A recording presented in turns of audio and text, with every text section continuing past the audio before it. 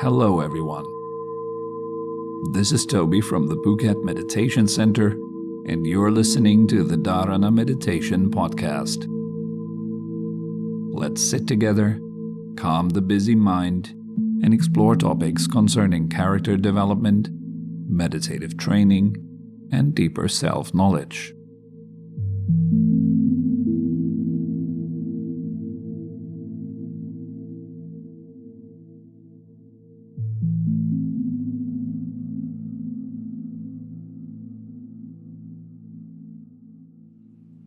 So let's begin by sitting upright. The head is suspended from above. Body relaxed at ease.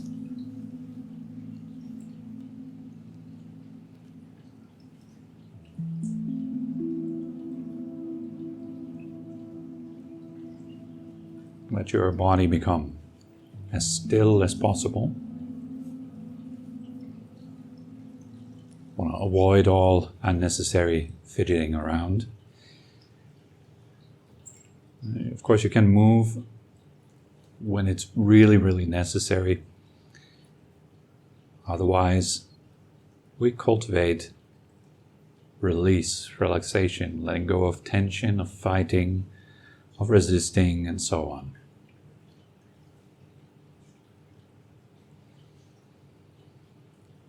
Breathe in a way that feels nice, that feels comfortable, in a way that you like.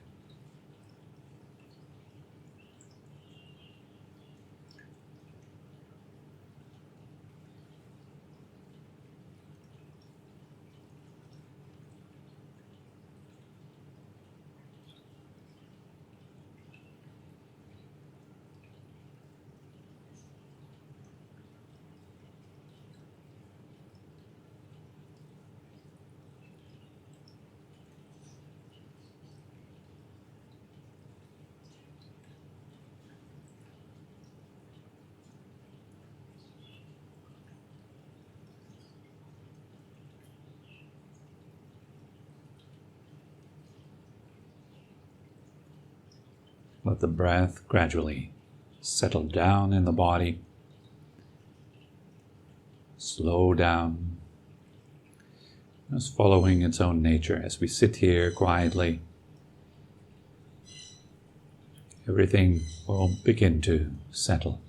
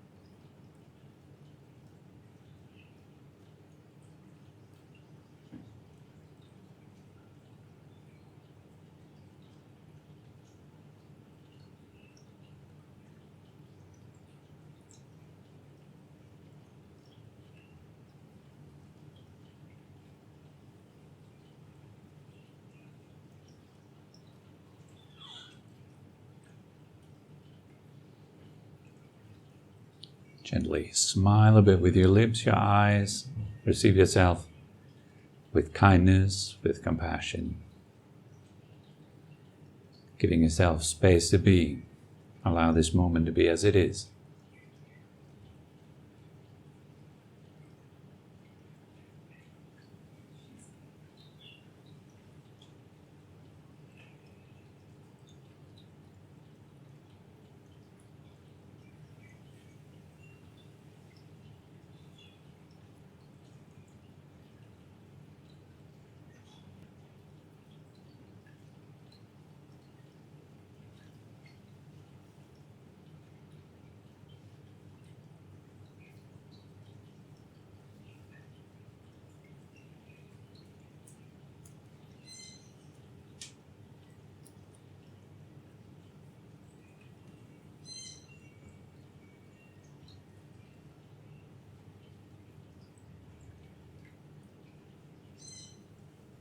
Allow your awareness, the consciousness, to spread out in the entire body, feeling your body as you breathe in. And as you breathe out, let go of tension, softening, relaxing.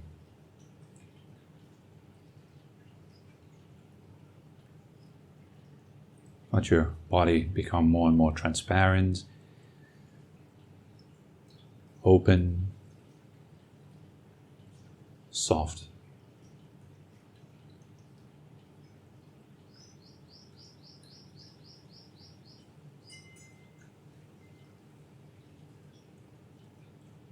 Breathing in, feeling, breathing out, releasing.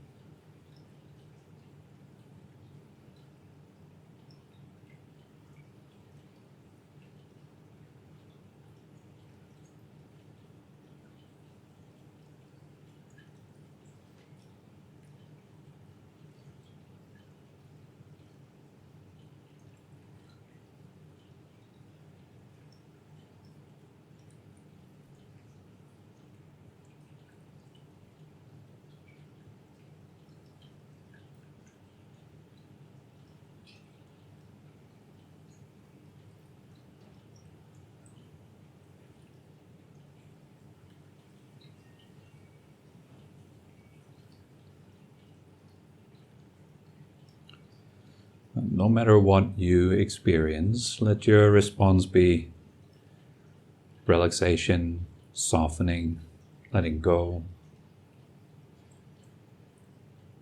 relaxing.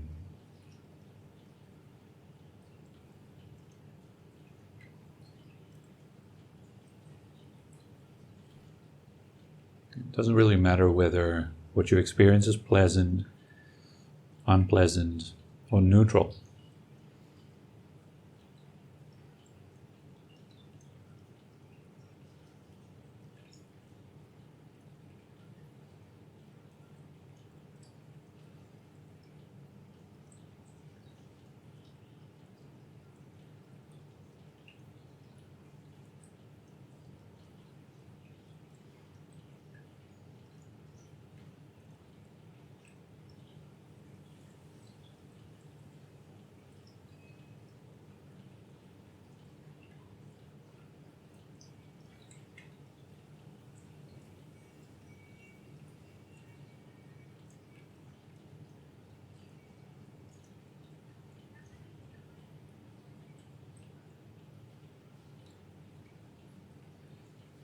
And if you still have any such thing as talking with yourself, there's still a voice in your head, still a lot of thoughts, see if you can at least make those thoughts more kind, more compassionate, so that you are encouraging yourself, you're not disparaging yourself, but you are raising yourself up.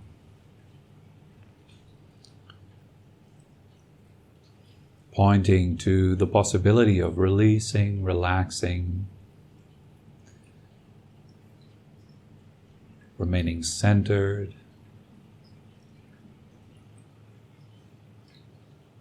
guiding yourself kindly.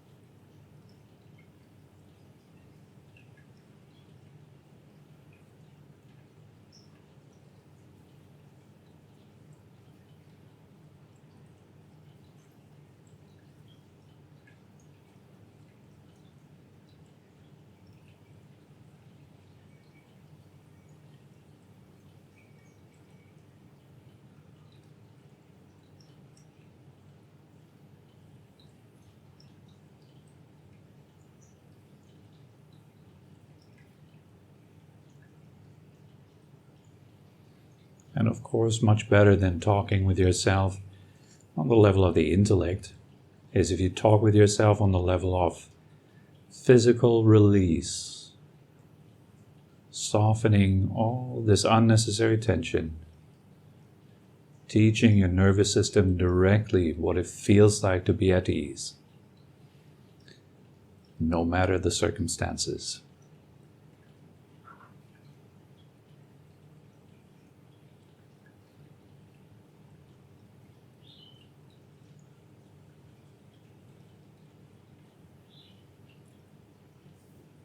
And remember, this is a training, so we are aspiring to that.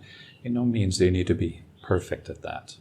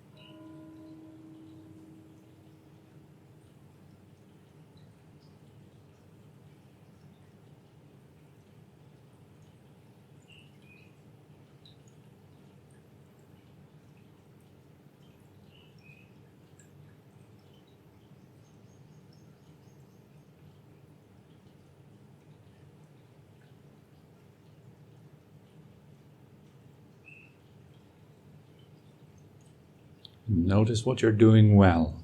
Each time when you let go, how nice that feels. Spend some time appreciating that, enjoying it.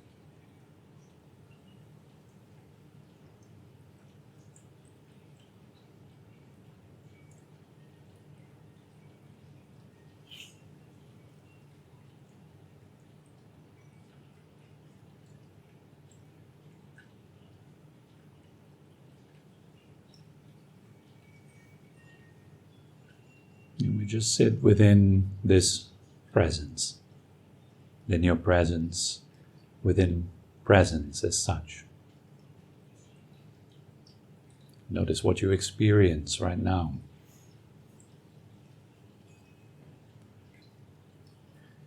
Where your attention goes.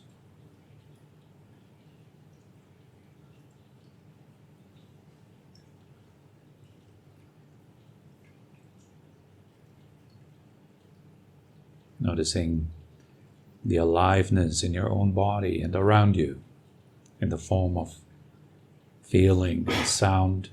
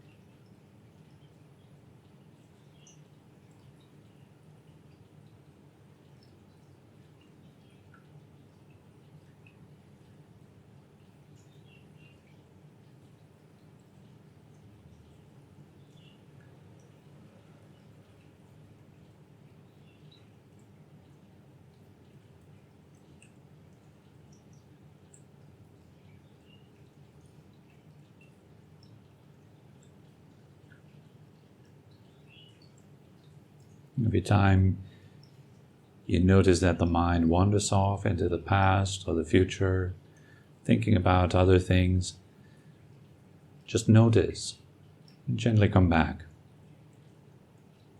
connecting to the aliveness in this moment again, coming back home.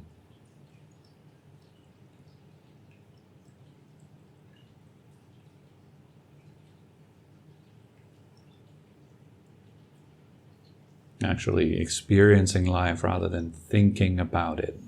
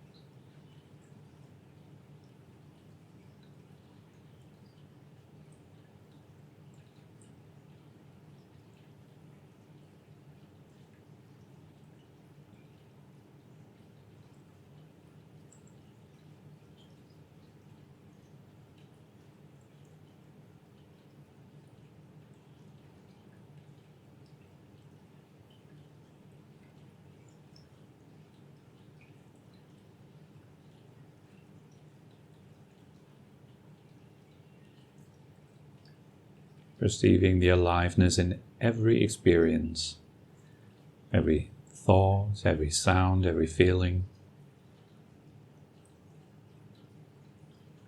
Everything is vibrant, alive, subject to change.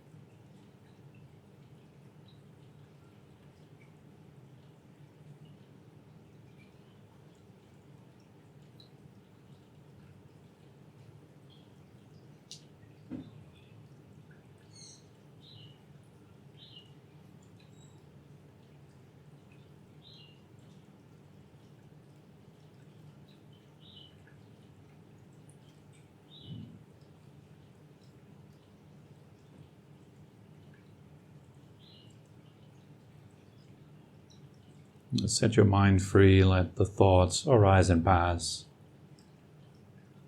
We don't care whether the mind is thinking or not. Whenever a thought arises, we treat it like any other experience, something that comes and goes, something that is vibrant, alive.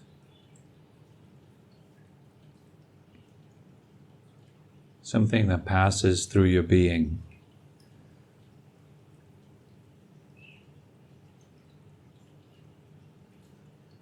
Like weather passing through the sky.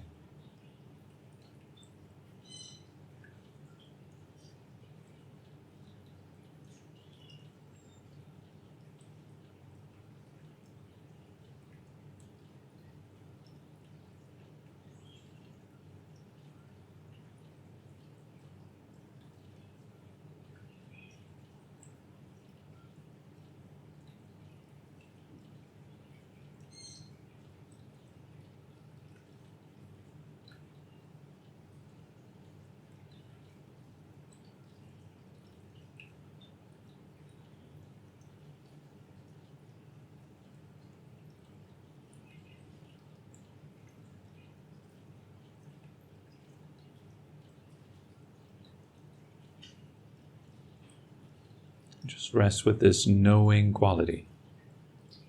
Just observing what is. There's nothing to do, nothing to fix, nothing to pursue or fight with.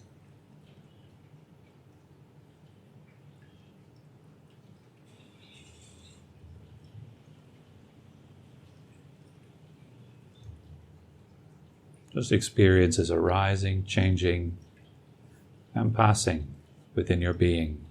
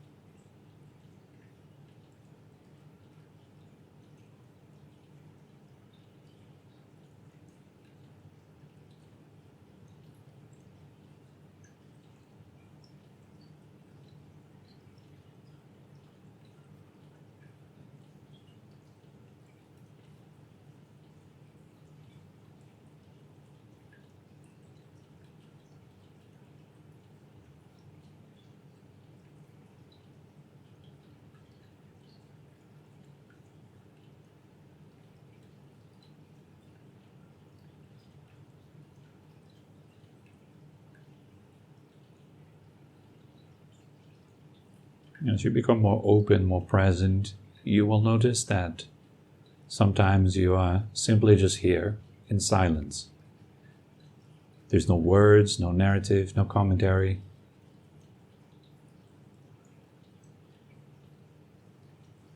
Explore those moments. See what it's like to be here without any concepts. Just with this open clarity, reflecting what is, like a mirror.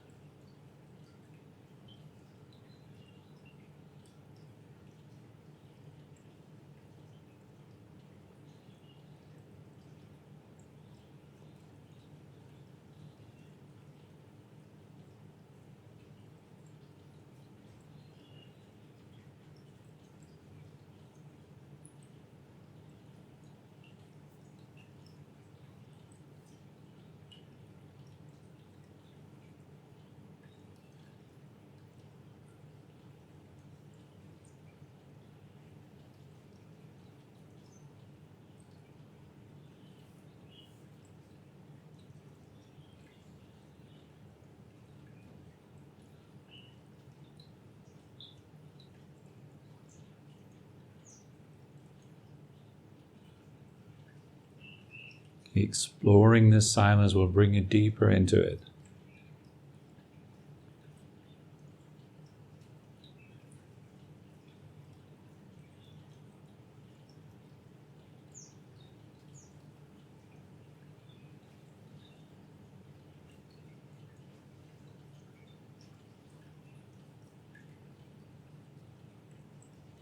After all, what you're interested in is what you will experience. Where your attention goes determines you experience.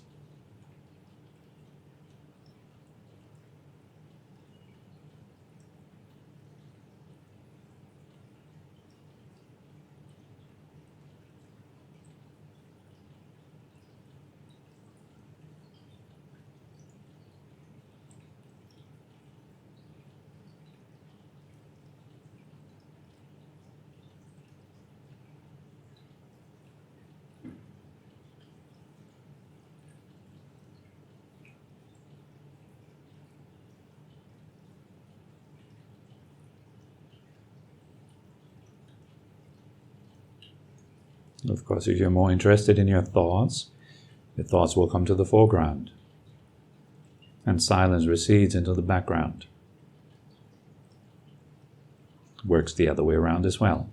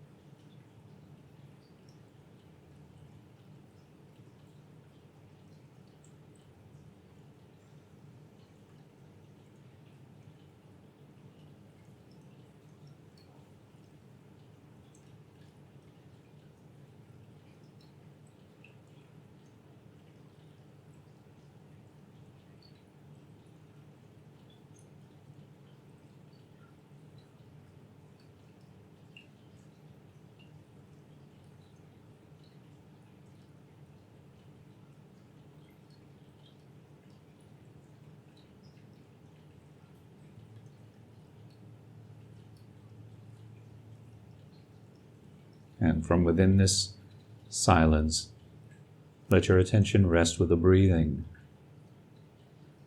Breathing in, knowing that you're breathing in. Breathing out, knowing that you're breathing out.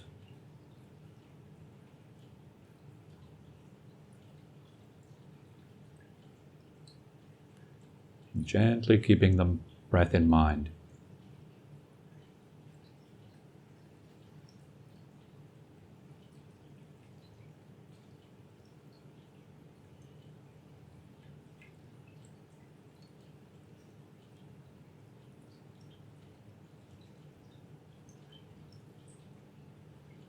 Avoid any kind of forced focus. Rather just have a nice time with this breath, this one breath.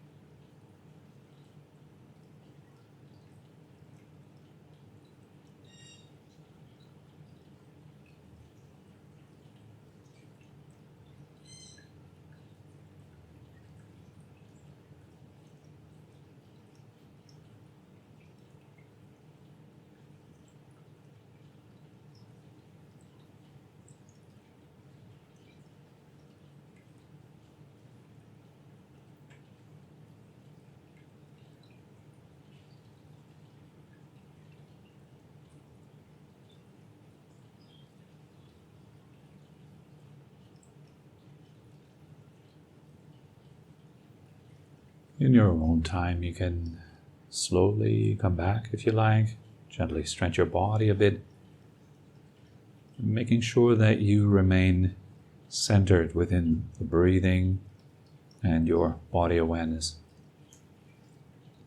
Even when your eyes are open, even when the body moves.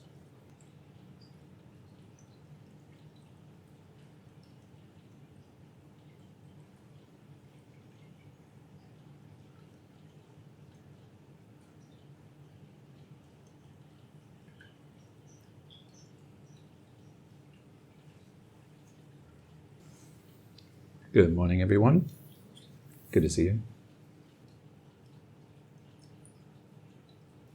For a lot of beginners, it will take a lot of time before you go beyond thinking, before thought has lost its magic to you, before you're not under the spell of your own thoughts anymore. It'll take some time. In the beginning, of course, thoughts are still very important. And they have this allure to them. They pull you right in. They're advertising to you in exactly the right way. I often compare this to Netflix. In fact, I call it Headflix. Your thoughts are pulling you in a way that Netflix does, and other things that are like a subscription-based service. These subscription-based platforms, they know exactly what you like. How long do you watch it? Do you watch it up to a certain point and then abort? Or do you watch it all the way? Do you watch it multiple times? Do you give the like button or the dislike button and so on? All these kind of behaviors that you have, they tell the engine, the platform, what you like, and they can calculate it. There's a little percentage, right? It says 96% chance you may like this movie. If you haven't seen that, have a look next time when you're watching Netflix. They have these little percentages. I don't know if this is a Thailand-specific thing, but here we do see them.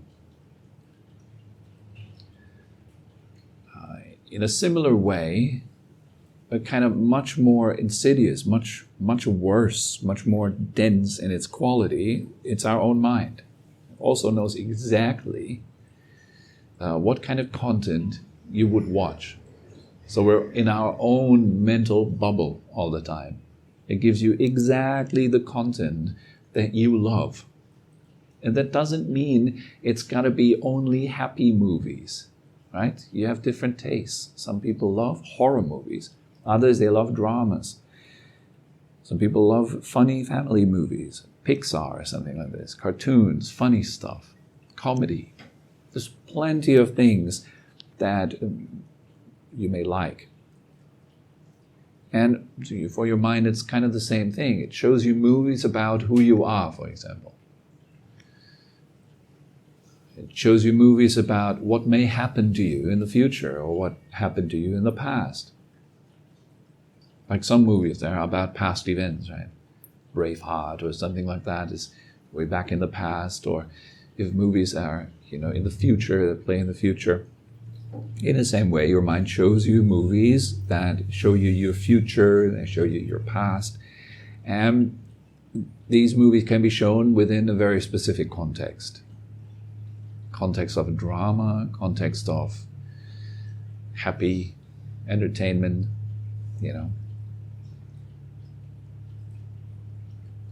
And this subscription is basically, you are paying your monthly subscription fees with your interest, with your attention. What are you interested in?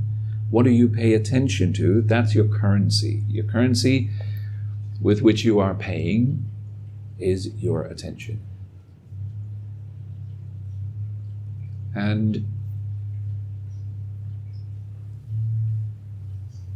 this attention is feeding what you are watching, and also you are fed through this bridge. Attention is like kind of creating a bridge between the content and yourself, and whatever walks across that bridge walks both ways. So your energy goes into the content, making sure that more of it will be produced, right? You're supporting it with your attention, supporting it with your payments. But it also works the other way around. That content is also nourishing you. It is also feeding you. And it is particularly feeding those characters and personality types that are in alignment with that content. Say, for example, you have a dramatic part in your personality. That dramatic part is fueled by watching dramatic content. Maybe you have a fearful part in you that's fueled by watching horror movies. All right.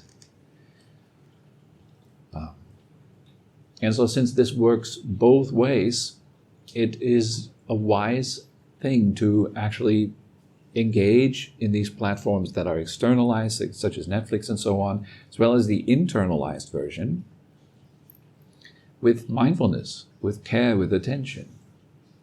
You kind of want to know what it is that feeds you and what you are feeding into. Because this will determine who you become. That's why it's important. So for example, let's say I have a lot of thoughts around some past trauma, subconscious thoughts, conscious thoughts, and emotions around it. And I keep tuning into this type of content over and over again. And I keep teaching my body, my muscles, my nervous system, my hormones. I keep teaching them how to behave, what to do. And in turn, I also condition my actions in alignment with these inner changes. And those actions condition my environment. So that my environment then kind of stays in alignment with my internal state. It confirms my beliefs. It confirms the movies that I watch. I can find it outside. See, life is horrible, for example. If I love horror movies and I consider myself to be a horrible person within a horrible world, then of course, the world that I perceive around will be an evidence to my belief system. It's not that the world is actually, in fact, horrible. It's that I see, and I'm especially attuned to seeing horrible things. I can see them everywhere. You drive down the road here, you see horrible drivers, Or you go to the beach and you see horrible pollution. Or you go into a shop and you see horrible service, Wherever you go, it seems as if the world is a horrible place. I'm not saying that this is actually the case. I'm encouraging you to reflect. Perhaps that's not really the case. Maybe the world isn't actually a horrible place, but you are particularly attuned to the horrible part of this world that undoubtedly exists. I'm not saying there are no horrible things. There are. There are plenty of them. You can find them everywhere. You can find them within yourself. You can find them when you're looking into the mirror in the morning. You can find them when you're opening your eyes in the morning. You come out of sleep. You can find them in your thoughts, in your emotions, in your looks, in your friends, in your enemies. Plenty of it.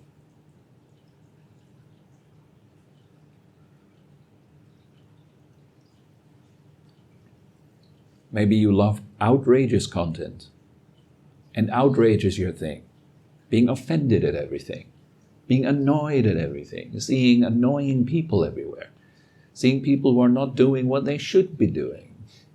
Look at how you regard yourself in that case. Again, it'll be in alignment with that. Guaranteed. The way you look at yourself will be the same. It'll happen within that particular context. It will not be identical, but it will be within that context. So it's quite interesting observing the way you see the world. It says a lot about you. When people, for example, when they talk about their lives and when they talk about what they think about the world and politics and so on and so forth, they reveal, perhaps they don't even know, but they reveal a lot about how it looks within themselves. They reveal what kind of thoughts they hold, what kind of emotions they hold, what they are subscribed to. In that way, what people talk about, it kind of reveals a lot about them, doesn't it? This also is true for us, right? What we talk about also reveals a lot to other people. Potentially, imagine everybody in the world was an enlightened master except for you. And they all could read your mind. They all could know exactly what you're on about. They could see your character. They could see your most secret little things that you try to hide from public. They could see through and through.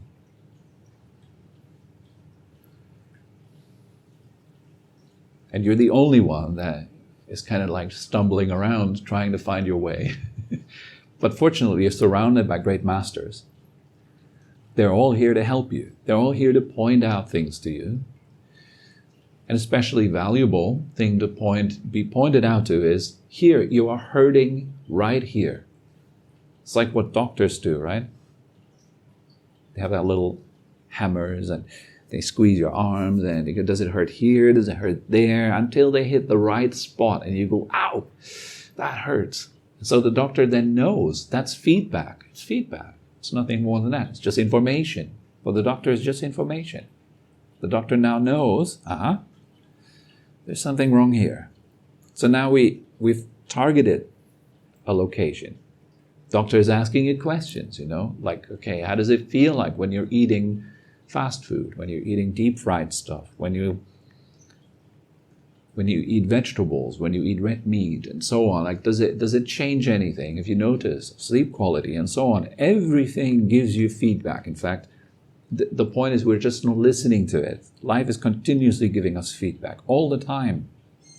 And the feedback is very valuable. The feedback is hidden within suffering. And it's also hidden within happiness. The end of suffering, when suffering ceases, when you stop holding and clinging and craving, suffering comes to an end, you relax. That's feedback. I'm doing something right. I'm happy. I'm at ease. I'm present. I'm connected with what is true. I'm connected with life. That's nice. That's enjoyable. All right, in this moment, you're doing something right. But as soon as you're tensing up and you're holding and you're trying and you're pushing and pulling, it feels tense again. That's feedback too. What you're doing right now is you are tensing. So for a practitioner, we can keep it super simple. If you consider yourself a spiritual person, ask yourself that question. Right now, this moment, am I doing something that increases tension? Or am I doing something that increases relaxing? And of course, we can now dream a little bit and think, what if everyone would be doing this? As soon as people notice, wow, I'm doing suffering right now. I don't have to self-inflict pain all the time, repeating it all the time. There's no point to this. I can stop it. And you go, that makes life a little bit better for everybody around you. Maybe you go into, Starbucks and you order a latte and there's no latte art, or the latte art is messed up. And you're freaking out about it. I've been to this shop before. I'm a loyal customer. How dare you mess up my latte art? I'm paying expensive money for this latte. And you misspelled my name. How dare you? Okay? What are you doing in that moment? Wow, a lot of suffering. And, it'll pull the whole place down. Everyone will suddenly, their attention will come to you. They will all see how you're freaking out, how you're boiling. Your blood is literally boiling. You're literally shaking. And everyone is now looking at you. People pull out their phones and then they start filming you, and then you become a viral sensation. And the suffering just spreads and spreads and spreads. That's the way it works. Why does it spread so fast? Because everyone in the shop is super interested in it. They love it. Ooh, a bit of drama. I'm totally subscribed. Let me have a look. It's like watching a car accident. It's like you can't just watch, you can't just look away. You have to look. That's what happens. There's a fascination with this, seeing suffering in others, because in that moment, I don't have to pay attention to my own. Quite convenient.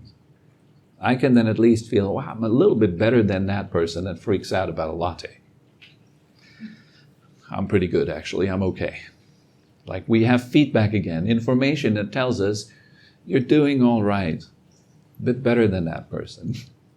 And it feels nice. It feels nice in that moment. I don't have to look at myself. Because looking at myself, let's face it, isn't all that easy.